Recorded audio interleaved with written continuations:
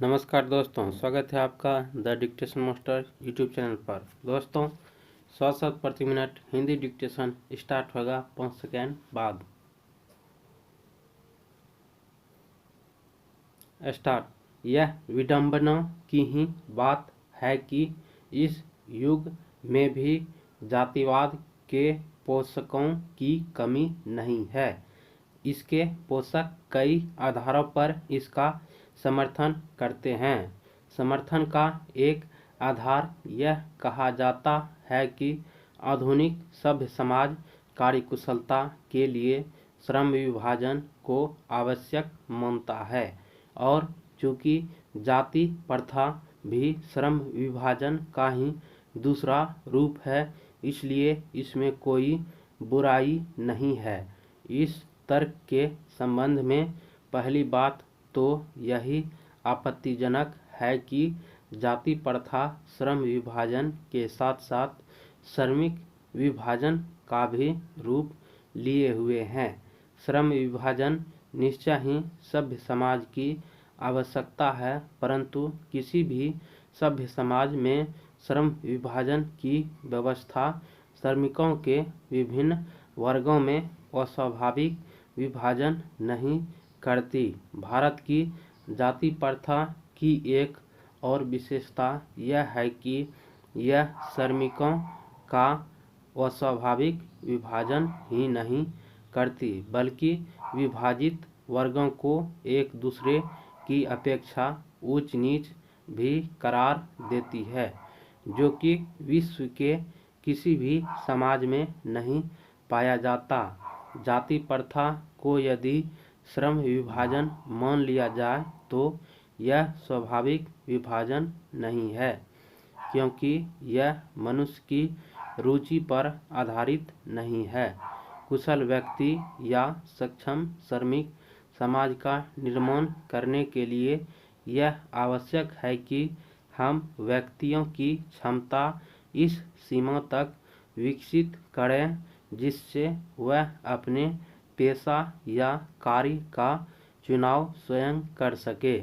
इस सिद्धांत के विपरीत जाति प्रथा का दूषित सिद्धांत यह है कि इससे मनुष्य के प्रशिक्षण अथवा उसकी निजी क्षमता का विचार किए बिना दूसरे ही दृष्टिकोण जैसे माता पिता के सामाजिक स्तर के अनुसार पहले से ही अर्थात गर्भधारण के समय से ही मनुष्य का पेशा निर्धारित कर दिया जाता है।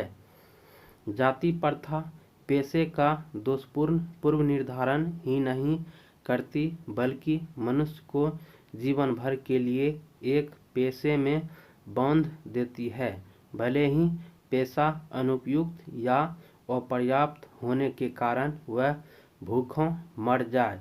आधुनिक युग में यह स्थिति प्रायः आती है, क्योंकि उद्योग धंधों की प्रक्रिया व तकनीक में निरंतर विकास और कभी-कभी अकस्मात परिवर्तन हो जाता है, जिसके कारण मनुष्य को अपना पेशा बदलने की आवश्यकता पड़ सकती है।